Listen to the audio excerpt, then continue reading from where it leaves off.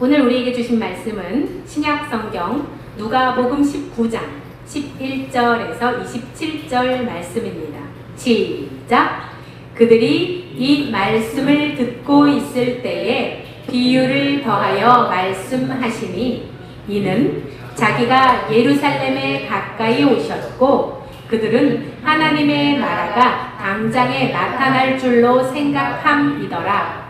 이르시되 어떤 귀인이 왕위를 받아가지고 오려고 먼 나라로 갈 때에 그 종 열을 불러 은화 10문화를 주며 이르되 내가 돌아올 때까지 장사하라 하니라. 그런데 그 백성이 그를 미워하여 사자를 뒤로 보내어 이르되 우리는 이 사람이 우리의 왕됨을 원하지 아니하나이다 하였더라. 귀인이 왕위를 받아가지고 돌아와서 은화를 준 종들이 각각 어떻게 장사하였는지를 알고자 하여 그들을 부르니 그 첫째가 나와 이르되 주인이여 당신의 한 문화로 10문화를 남겼나이다. 주인이 이르되 잘하였다 착한 종이여 내가 지극히 작은 것에 충성하였으니 10골 권세를 차지하라 하고 그 둘째가 와서 이르되 주인이여 당신의 한 문화로 5문화를 만들었나이다. 주인이 그에게도 이르되 너도 5골을 차지하라 하고 또 한 사람이 와서 이르되 주인이여 보소서 당신의 한 문화가 여기 있나이다. 내가 수건으로 쌓아두었었나이다. 이는 당신이 엄한 사람인 것을 내가 무서워함이라. 당신은 두지 않는 것을 취하고 심지 않는 것을 거두나이다. 주인이 이르되 악한 종아 내가 내 말로 너를 심판하노니 너는 내가 두지 않은 것을 취하고 심지 않은 것을 거두는 엄한 사람인 줄로 알았느냐? 그러면 어찌하여 내 돈을 은행에 맡기지 아니하였느냐? 그리하였으면 내가 와서 그 이자와 함께 그 돈을 찾았으리라 하고 곁에 섰는 자들에게 이르되 그 한 문화를 빼앗아 10문화 있는 자에게 주라 하니 그들이 이르되 주여 그에게 이미 10문화가 있나이다. 주인이 이르되 내가 너희에게 말하노니 무릇 있는 자는 받겠고 없는 자는 그 있는 것도 빼앗기리라. 그리고 내가 왕됨을 원하지 아니하던 저 원수들을 이리로 끌어다가 내 앞에서 죽이라 하였느니라. 아멘. 말씀은 당신의 한 문화는 어디 있나요? 에 대한 말씀으로 박철수 목사님께서 말씀 증거해 주시겠습니다. 목요일날 저녁에 무지개 보셨어요? 네. 교회에서 1시간 정도 있다가 7시 가까이 퇴근을 했는데 경부고속도로 접어드는데 8시 다 됐는데 갑자기 무지개가 있는 거예요. 근데 차는 움직이고 있고 내릴 수도 없고 근데 때마침 차가 밀려가지고 서다가 서다 이러더라고요. 그래서 사진을 차 안에서 찹싸게 찍었죠. 네, 세상에 완벽한 무지개. 그러니까 몇 년 만에 처음 그렇게 완벽한 걸 본 것 같아요. 처음부터 끝까지 완벽하게 이어져 있었고요. 그리고 요 근래 무지개답지 않게 통통하게 살이 쪘더라고요. 요 근래 무지개들은 전부 빼짝 말랐거든요. 저처럼 살이 쪘더라고요.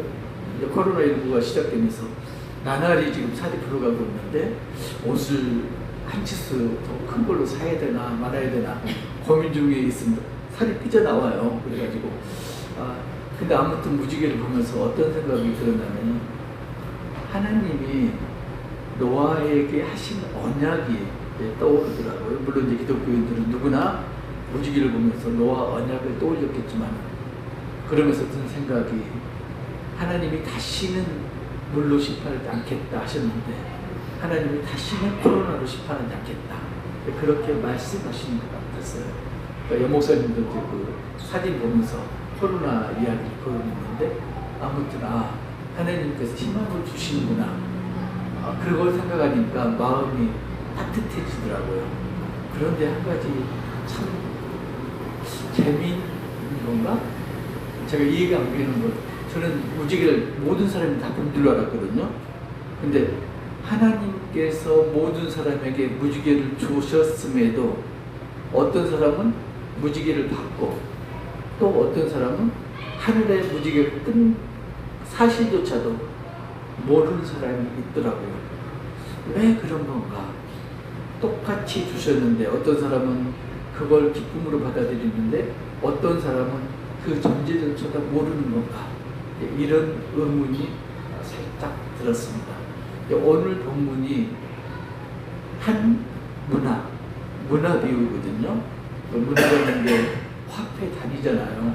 그러니까 그 노동자들의 한 일당이 1데나리온. 그런데 한 문화는 3개월치 일당. 그러니까 작다면 작고 크다면 큰 액수죠.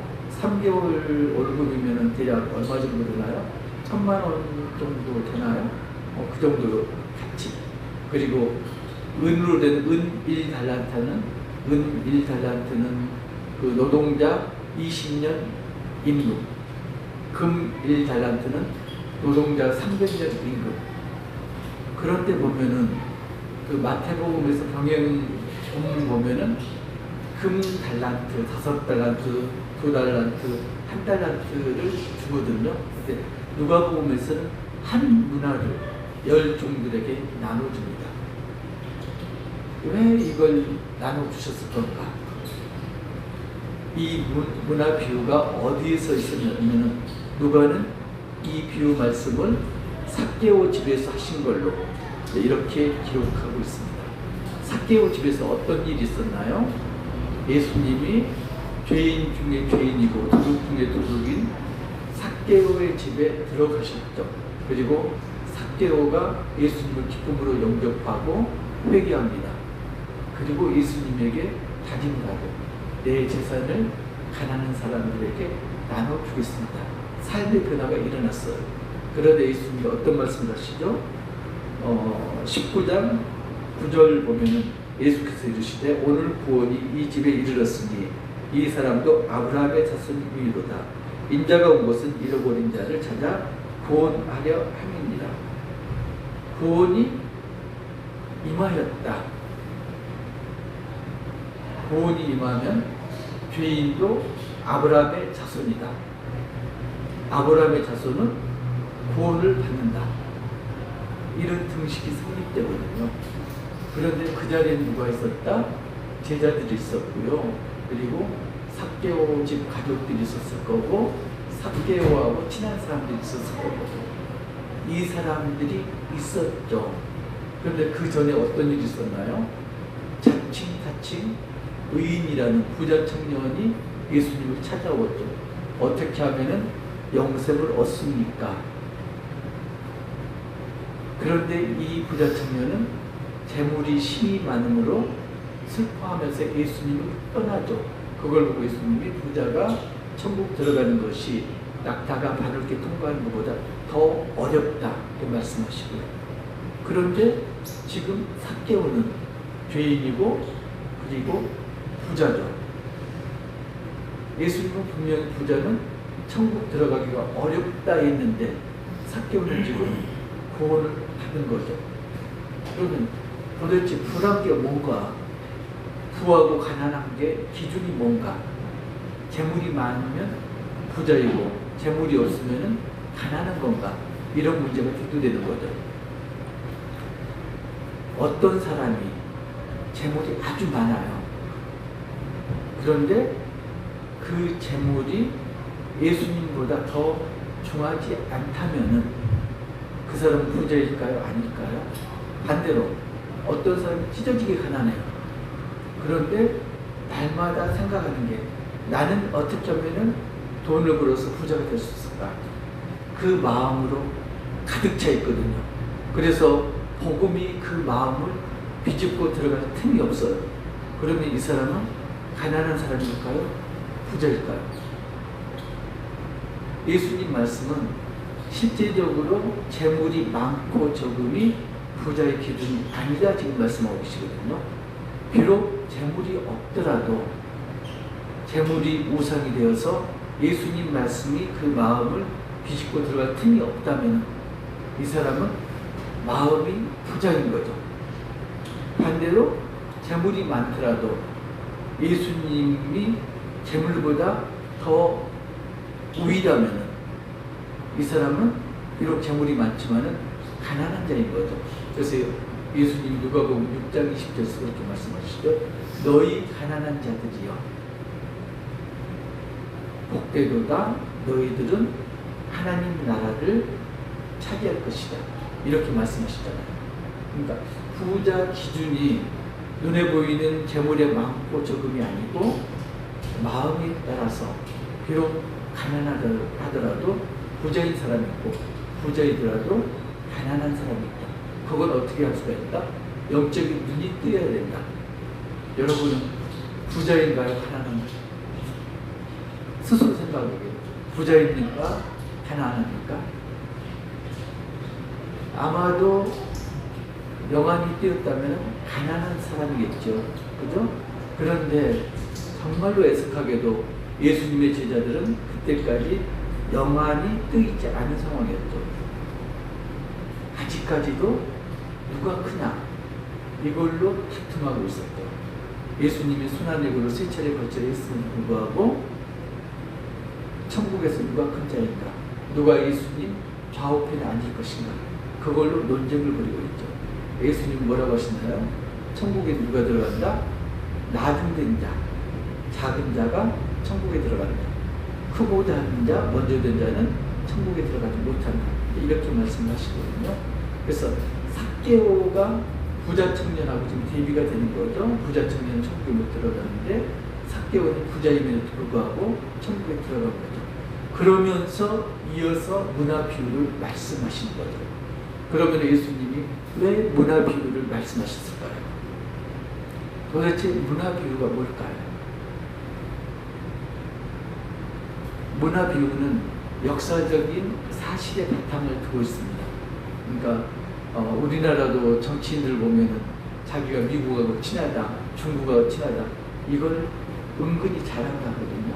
그리고 대통령이 되면은 미국 대통령하고 누가 빨리 회담을 했는가, 이걸 업적으로 내세우거든요. 왜 그럴까요? 미국한테 인정을 받았다는 걸 백성한테, 국민들에게 내세우고 싶은 거죠. 2000년 전 이스라엘도 마찬가지였어요. 그러니까 왕이 되면은 왕이 로마의 인정을 받은 걸 내세우는 거예요. 그러니까 왕이 되면은 로마에 가서 왕이라는 인정을 받아가지고 다시 돌아온 거죠. 그러니까 헤롯 대왕도 그랬고 아켈라오도 그랬거든요. 그러니까 쭉 보면은 지금 여기에 나와 있는 그 왕이 헤롯이나 아니면 아켈라오인데, 아켈라오는 헤롯의 첫 번째 아들이거든요. 그러니까 헤롯 대왕이 죽으면서 유언을 했죠.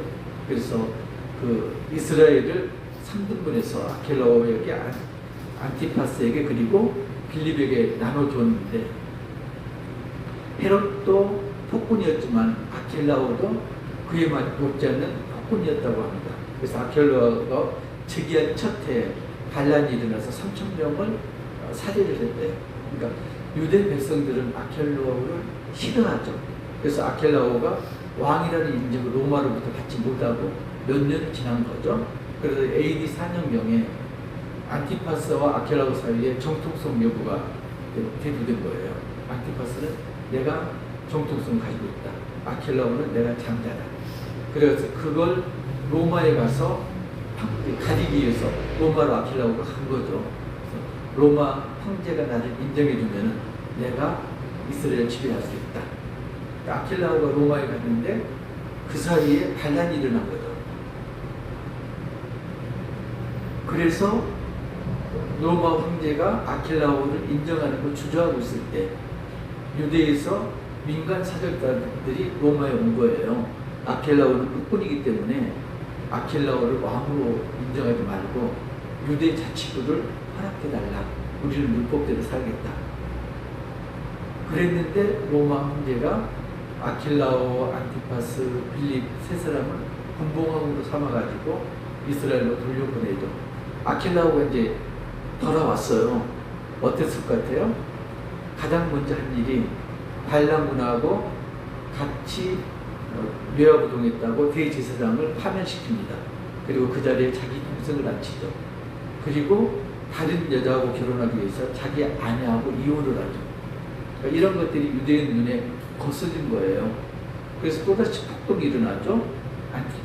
아킬라오가 다시 폭동을 지나가면서 많은 사람이 패배를 합니다. 그래서 유대 민중들이 다시 로마의 사령탑을 파견하죠. 결국 아킬라오가 파면되고 아킬라오 대신 총독이 지배를 하게 되죠. 그게 이제 우리가 잘 아는 본디오 빌라도가 나중에 예수님 당시에 총독이었죠. 이런 역사적 사실이 있는 거예요. 그래서 제자들은 예수님이 문화 비유를 할 때 귀인이 누구고 문화가 무엇이고 장사가 무엇인지 한눈에 알 수가 있었던 거죠.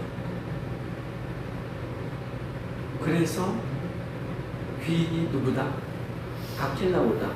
그래서 아킬라오가 돌아와가지고 자기의 반대했던 사람을 처벌하고 그리고 자기를 기다렸던 사람에게 상을 주고 이랬다. 이것까지는 알고 있는 거죠. 근데 예수님이 진짜 말씀하고자 하는 것은 아킬라오 이야기가 아니라 이제 곧 내가 예루살렘에 가서 십자가에서 못 박혀 죽고 그리고 하늘나라로 갈 것이다. 그리고 내가 재림할 때까지는 이 땅에는 내가 없다. 그리고 이 땅은 제자된 너희들이 각각 맡은 소명대로 내 뜻을 이어서 일을 해야 된다. 이걸 말씀하고 있는 건데 제자들은 영안이 닫혀서 그걸 못 알아듣고 있는 거죠. 그러니까 여기서 귀인은 누구다? 예수님이다. 문화는 뭐다? 제자들에게 맡긴 소명이다. 장사는 사역이다. 그래서 이 비유에서 보면은 귀인이 왕위를 받으려고 다른 나라로 갈 때 10명의 종들에게 한 문화씩을 맡깁니다. 누구에게 맡겼다고요? 자기 종들에게. 그러니까 그 문화를 아무한테나 맡긴 건 아니에요. 다른 사람 종한테 맡긴 것도 아니고요. 자기 종들에게 맡긴 거죠. 그러니까 예수님도 떠나시면서 소명을 아무한테나 준 건 아니죠. 예수님을 받아들인 자들에게 소명을 주신 거죠. 이걸 이제 세상적으로 이야기하면 우리가 대학 입시 시험을 보잖아요. 어떤 대학을 들어가고 싶다. 그럼 시험을 봅니다. 그러면은 그 대학의 입학 기준에 적합하면은 합격을 시키죠. 그리고 합격 통지서를 줍니다. 그런데 합격 통지서를 받았다고 해서 그 대학을 졸업하는 건 아닙니다. 그 대학을 졸업하는 건 합격 통지서를 받고 4년 동안 얼마나 공부를 했느냐 거기에 따라서 졸업할 수도 있고 못하기도 하는 거죠. 특별히 이제 육과계통은 졸업하는 걸로는 의사면허증이 안 나와요. 졸업하는 것은 하나의 자격 조건이죠. 졸업한 다음에 국가고시에 합격해야지 졸업 면허증이 나옵니다. 그러니까 의사 면허증이라는 게 곧 한 문화행위라는 거죠. 그런데 면허증을 받았다고 해서 모든 의사들이 성공하느냐? 그건 아니죠. 성공하고 하지 않고는 자신에게 달려있는 거죠. 마찬가지로 남자와 여자가 나이가 들면 결혼을 합니다. 결혼 자체가 한 문화에 해당되는 거죠. 그런데 결혼했다고 모두가 꿈에 꾸던 그런 행복한 결혼 생활을 명예하는 건 아닙니다. 두 사람이 하기에 따라서 결혼 생활 자체가 천국이 될 수도 있고 지옥이 될 수가 있는 거죠. 그리고 특별한 일이 없다면은 결혼하면은 아이가 태어납니다. 아이가 문화인 거죠. 그런데 아이가 태어났다고 해서 모두가 아이를 정말로 잘 양육하는 건 아닙니다. 그죠? 근데 그렇게 보면은 그 대학 합격 통지서라든가 면허증이라든가 결혼이라든가 아이 이게 세상에서 말하는 우리에게 맡겨진 문화 그러니까 소명일 수가 있습니다. 그러니까 소명은 그 일정 자격을 충족시키면은 누구에게나 동일합니다. 하나님이 무지개를 주셨는데 어떤 사람은 보고 어떤 사람은 못 봤다. 소명도 동일하게 주셨는데 어떤 사람은 소명을 충실하게 이행하고 어떤 사람은 소명을 이행하지 못했다. 이제 이런 차이가 있는 거죠. 그러면은 예수님 이제 그 이야기를 하시잖아요. 귀인이 돌아왔을 때 왕위를 받아가지고 돌아왔다. 그래서 이제 종들을 부릅니다. 첫 번째 종이 10문화를 남겼습니다. 두 번째 종은 5문화를 남겼습니다. 이렇게 이야기하잖아요. 근데 달란트 비유에서 보면은 재능에 따라서 돈을 맡기고 그리고 5달란트 맡았던 자는 5달란트를 남겼고 2달란트를 맡았던 자는 2달란트를 남겼거든요. 그래서 5달란트, 2달란트 결과의 차이가 있지만은 그 주인은 뭐라고 그러냐면은 잘하였다 착한 종아 내 잔치에 참여하다 이렇게 이야기를 하거든요. 왜 그러냐면은 5달란트로 5달란트 남긴 건 100%잖아요. 그리고 2달란트로 2달란트 남긴 것도 100%고 양이 아니고 질적으로 봤을 때는 똑같은 거죠. 그런데 문화 비유에서는 지금 다릅니다. 한 문화로 10문화를 10배를 남긴 종이 있었고요. 한 문화로 5문화 5배를 남긴 종이 있었습니다. 그래서 주인은 10문화 남긴 종에게는 10고을 번세를 줬고 5문화 남긴 종에게는 5고을 번세를 준 거죠. 차등 있게 지금 상거를 진행한 겁니다. 그런데 달란트 비유에서도 그렇고 문화 비유에서도 그렇고 한 달란트를 땅에 묻어둔 종, 한 문화를 수건에 싸서 보관한 종, 둘 다 그 주인에게 책망을 듣죠. 차라리 그 돈을 은행에 맡겨서 이자를 받았다면은 내가 이자와 원금을 취할 수 있었다. 근데 우리가 생각해야 될 게 한 달란트를 땅에 묻어두고 한 문화를 수건에 쌓아두었다는 것은 주인을 신뢰하지 않았다는 이야기죠. 언제 주인이 돌아올지 모른다. 주인이 안 돌아올 수도 있다. 그러면은 주인이 나한테 맡긴 돈은 내 것이 될 수도 있다. 만약 그 돈이 주인 돈이라는 그런 생각이 있다면 그 돈을 은행에 맡기다. 은행에 맡기지 않고 자기 자신이 관리됐다는 것은 아무도 모르게 주인이 잘못되면은 내 차지가 될 수 있으니까 그렇게 한 거죠. 그러니까 부지한 쪽에 해당되는 겁니다. 제가 그 유튜브를 보다가 어느 목사님 이야기를 들었어요. 그러니까 문화라는 게 소명이라고 그러면은 목사라는 그 직위도 직책도 하나님께서 맡기신 소명인 거죠. 목사마다 똑같은 목사에서 소명을 준 거죠.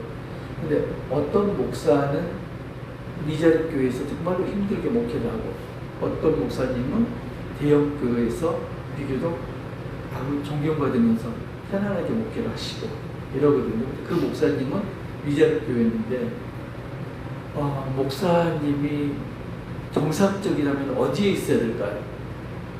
성전에 있어야 되잖아요. 목사님이라면은. 그 목사님은 건설천장이에요. 건설 현장에서 막일을 하는 이제 그런 목사님 됐습니다. 왜 막일을 할까요? 교회를 개척을 했는데 교회를 유지를 하려면 운영비가 필요하죠.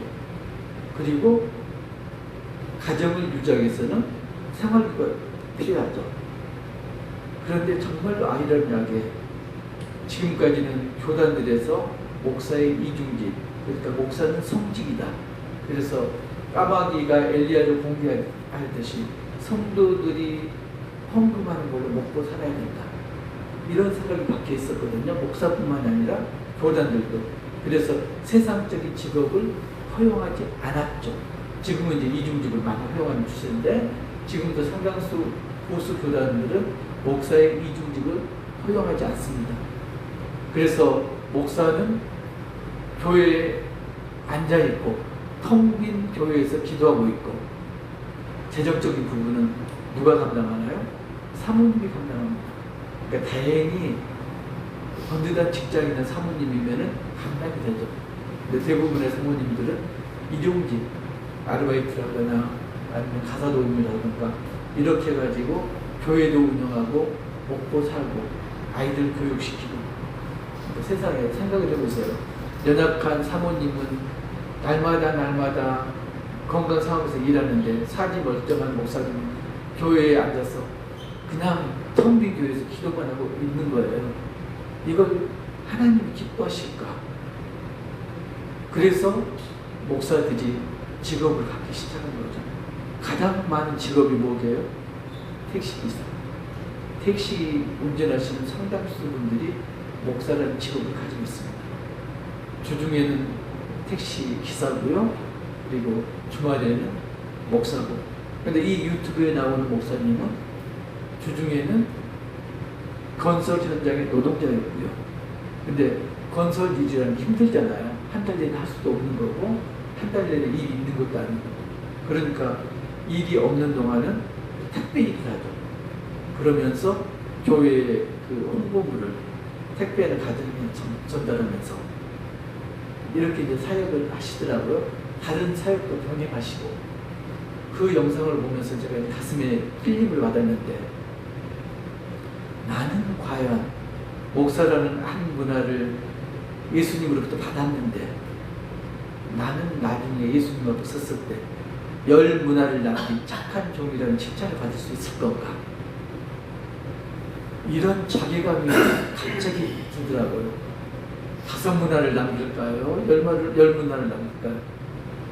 10문화를 남기면 좋겠는데 이런 생각이 들면서 옛날 이야기가 이제 하나가 떠올랐는데 왕자 부인 선발 대회라는 그 옛날 이야기 혹시 아세요? 옛날에 어떤 나라가 있었는데 왕자가 결혼을 하게 됐어요. 그래서 전국에 방을 붙였죠. 왕자 및 선발대회, 지역 예선을 거치고 중앙 예선을 거치고 드디어 후보가 3명으로 압축이 됐습니다. 그래서 마지막 시험은 임금님이 직접 내는 걸로 3명의 처녀들을 얼마나 가슴이 두근거렸겠어요. 이 시험만 통과하면 내가 왕자비가 된다. 나중에 이 나라의 왕비가 된다. 임금님이 3처녀에게 문제를 냈습니다. 각자 자루를 하나씩 줬고요. 이 자루에는 쌀 1마리 들어있다.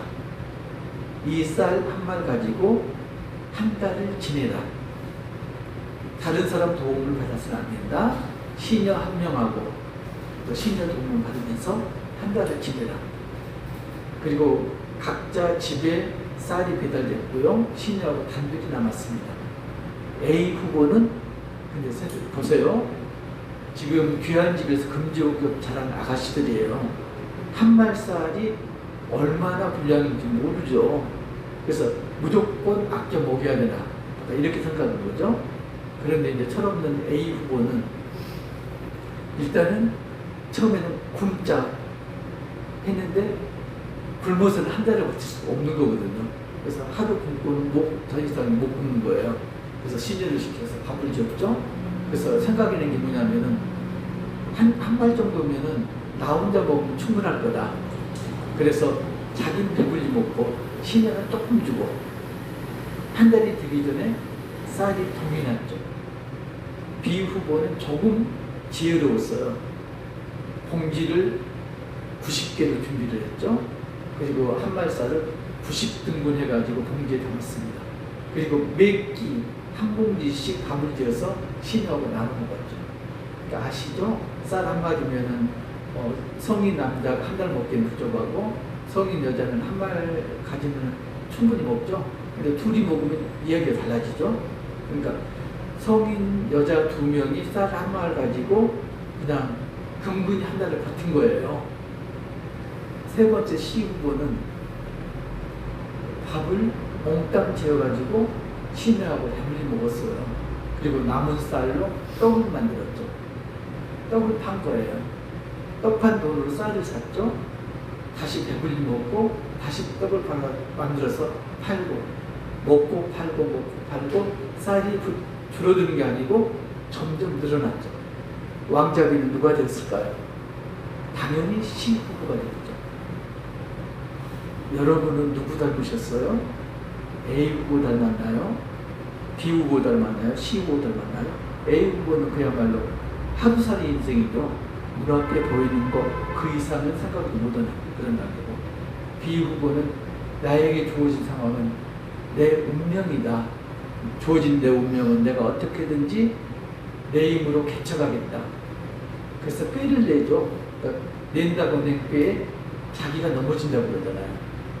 그런 이 지혜로운 것 같지만은 지혜롭지 못한 B 후보였고, C 후보는 생각한 게 임금님의 의도가 무엇인가, 그걸 먼저 살핀 거죠.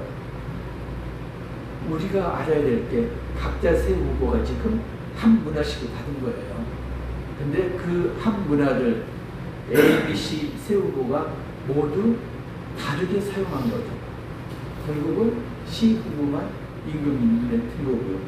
예수님이 말씀하신 것도 지금 똑같은 이치입니다. 예수님이 하늘나라로 가시고 재림하시는데 그때 제자인 너희들에게 맡겨둔 소명에 대한 그 결과물을 내가 확인하겠다. 그래서 너희가 결과물이 좋다면 내가 너희를 칭찬할 것이고, 결과물이 없다면 너희를 벌할 것이다. 이 이야기는 뭐죠? 예수님을 믿는다고 하면서도 믿는다? 그러면 천국에 간다. 이건 아니라는 거죠. 믿는다고 입으로는 하지만은, 입으로는 주여 주여 하지만은 천국에 들어가지 못할 자가 있다. 충성을 다하지 않으면, 주어진 소명에 한 문화에 충성을 다하지 못하면은 천국에 들어가지 못할 자도 있다. 그럼 충성이라는 게 뭐죠? 최선을 다하는 게 충성인가요? 두 목수가 있었다고 그래요. 그러면은 목수라는 건 자격이니까 그 자체는 한 문화죠. 문화에 해당되는데, 한 목수는 집을 짓고 가구를 만들었어요. 열심히 만들었죠. 최선을 다해서. 한 목수는 최선을 다해서 십자가를 만들었어요. 그리고 그 십자가에 예수님이 달려 돌아가십니다. 둘 다 충성된 목수인가요? 우리가 한 문화를 받았어요. 여러분들이 어떤 문화를 받았는지 모르지만 그게 가정일 수도 있고 아이들일 수도 있고 아니면은 예수님이 특별하게 부여한 소명일 수도 있고 한 문화씩을 받았는데 그 문화를 여러분 지금 어디에 두고 있나요? 은행에 맡겨놓으셨나요? 아니면 수건으로 싸서 보관하고 계시나요? 저는 이제 생각하는 게 비행기를 볼 때마다 경이로운데 그 엄청나게 무거운 그 쇳덩어리가 하늘을 나잖아요. 근데 비행기가 나는 처음 단계가 뭔가요? 시동을 켜는 거예요, 엔진에. 키나 버튼을 눌러서 시동을 켜줘. 그러니까 아주 사소한 행동 하나, 이게 비행기를 움직이게 만듭니다. 예수님께서 우리에게 한 문화씩을 맡기셨는데 그 문화가 큰 거다, 사소한 거라고 말씀합니다. 내가 지극히 작은 것에 충성하였으니, 아주 작은 것, 아주 작은 소명을 우리한테 맡기셨는데 그 소명이 결국은 하늘나라의 이 땅에 임하게 하는 그 시동키가 되는 거죠. 그래서 예수님이 말씀하시죠. 26절 보면 주인 이르되 내가 너희에게 말하는 무릇 있는 자는 받겠고 없는 자는 그 있는 것도 빼앗기리라.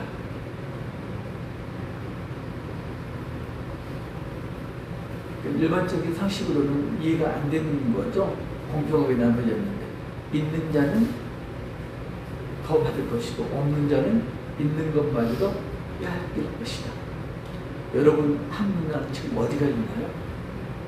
부디 수건에 꽁꽁 싸서 감춰두지 않았기를.